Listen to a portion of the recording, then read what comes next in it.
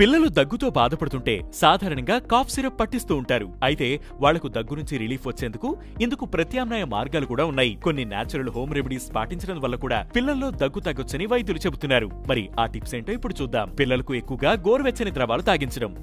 పిల్లలను ఇలాంటి టైంలో హైడ్రేటెడ్ గా ఉంచాలి. ఇందుకోసం గోరువెచ్చని నీరు లేదా కెఫిన్ లేని టీ అంటే నేచురల్ టీ అంటే హెర్బల్ టీ వంటివి తాగిస్తే కఫం తగ్గి దగ్గు నుంచి ఉపశమనం వస్తుంది. ఇక దీంతో పాటు పిల్లలు పడుకునే గదిలో హ్యూమిడిఫైయర్ పెడితే మంచిది. వారు పడుకునే ప్రదేశంలో ఇది పెట్టడం వల్ల దగ్గు నుంచి రిలీఫ్ వస్తుంది. వేడి నీటితో స్నానం చేయించడం సహా వేడి నీటిని ఆవిరి పట్టించడం ద్వారా కూడా పిల్లలకు కఫం నుంచి ఉపశమనం వచ్చి నిద్ర పడుతుంది. శ్వాస తీసుకోవడంలో మరీ ఇబ్బంది పడితే వైద్యుడి సూచన మేరకు నాసెల్ స్ప్రే చేయడం మంచిది. ఇక పిల్లలకు ఏడాది కంటే ఎక్కువ వయసు ఉంటే వారికి ఓ చెంచాడు తేనె పట్టించొచ్చు. ఇది దగ్గును కంట్రోల్ చేయడమే కాక గొంతులో ఇరిటేషన్ తగ్గిస్తుంది. గోరువెచ్చని ఉప్పు నీటితో నోటిని పుక్కిలించడం కూడా ఉపయోగపడుతుంది. అయితే ఇది 6 లేదా 7 ఏళ్ల పైన వయసున్న పిల్లలకు చేయడం మంచిది. అంతకంటే చిన్న వయసు వారైతే ఆ ఉప్పు నీటిని మింగేసే అవకాశం ఉండడమే ఇందుకు కారణం. పిల్లల్ని పడుకోబెట్టేటప్పుడు తలను కాస్త ఎత్తుగా పెడితే రాత్రి దగ్గు వచ్చే అవకాశాలు తగ్గుతాయి. అయితే ఇది 2 ఏళ్లకు పైన వయసున్న వారికే చేయాలి. ఇక ఫైనల్ గా పిల్లలకి సరిపడా రెస్ట్,